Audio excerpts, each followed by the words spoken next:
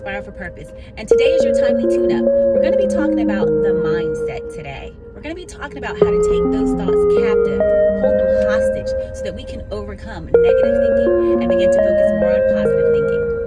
Let's get into it. So, have you ever had, well, I have a toddler.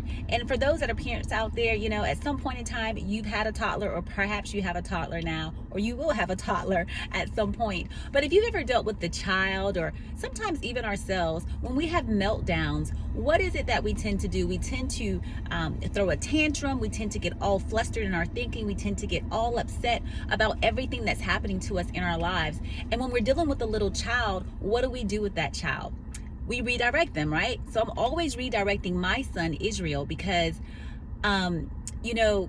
we discipline him, but we're not big on the hitting and spanking and all of that. Now, we spare the rod, spoil the child. I know people take that in different ways, but we do discipline him. And one of the ways that we try to help him to calm himself is by simply redirection. So if he's wanting a toy and we're saying, hey, no, it's school time, we got to focus on learning your ABCs and 1, 2, 3s. Mommy say, I'll give you a toy at a later time. And then I'll redirect him with, something different, maybe an alphabet song or something like that, and then maybe a healthy snack. Just redirection, and giving him an option at a later date to go back and play with that toy. Well, it's the same way with us when we're thinking about our mindsets. In Romans, Paul talks about our minds and how carnal they are and how we want to control them and want them to do one thing, but oftentimes they kind of get away and they do something else. Well, we know in the Word of God that we can actually train ourselves and our minds to be focused at all times. You can take your thoughts captive each and every single day, and you simply do that by thinking about what you're thinking about, minding your mind. People say, mind your own business. No, you got to mind your own mind. You got to know what you're thinking about at every single time period in the day, because if not, your thoughts will just go and wander and just, your mind will be God knows where. And I know you guys have experienced that. Sometimes I could be reading a book and I'm really into the book, and then the phone may ring, and then I'll answer that phone call, and then I'll try to go back and read the book, and then my mind's thinking about that phone call, and I'm trying to get back into the book to refocus. And so I have to, on purpose and deliberately and intentionally, force my mind to focus on what I wanted to think about. And that was the book that I was reading. So you have to take your thoughts captive. We've heard that in the Bible.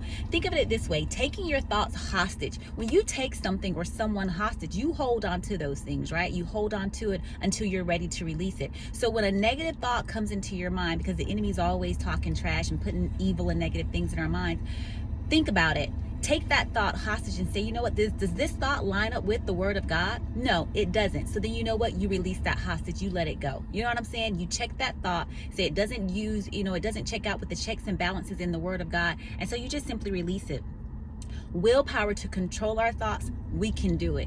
If you can will yourself to exercise, if you can will yourself to eat healthy, if you can will yourself to have bad behaviors, even because it is all a choice, you can will your mind into thinking positive thoughts. Again, you do it by taking those thoughts captive. Think about what you're thinking about, minding your mind, and changing those thoughts when they come into your brain, right? Into your mind, right? So our brain is a muscle, right? And we need to exercise it. And this is one of the great and healthy ways that you can simply do that. Changing your thoughts, changing your mindset. And when you do this, you will feel so much better about yourself. You'll feel so much better about your situation and things. You'll begin to change your perspective on things, and you won't begin to worry so much. You'll be like, okay, let me redirect that. Let me think about it in a different way. Where it was all negative over here, let me think about it in a positive way and see how it's actually benefiting me instead of hurting me.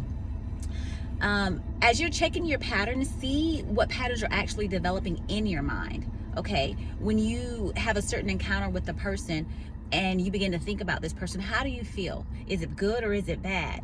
And check your thoughts behind that. And when you see your mind kind of spiraling and going in one direction, hey, check it, mind your mind, check it, and say, hey, this is not how I want to think about this person. Though some of the things and the thoughts may be true, but you don't want to think about that. So you check that thought, hold it hostage. Does it line up with the Word of God? No, it doesn't. Toss it in the trash can. It's deleted now, and you continuously do this on a day-to-day. It does get quite exhausting. It does get frustrating and tiring. And the enemy wants to wear out the saints, right? He wants to just infiltrate us and influx, give us so many things of influx to overwhelm us to where we want to give up, to where most of us do give up.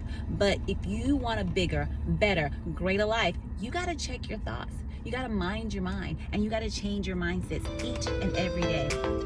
So I hope that this has been really, really helpful and effective for you all. If you want to know more about checking your mind and minding your mind and having a healthy mindset, reach out to me at theactionist2013@gmail.com, or just simply leave a comment down below and I'll be sure to reach out to you. So I hope today that you have a beautiful, blessed day on the Sabbath day.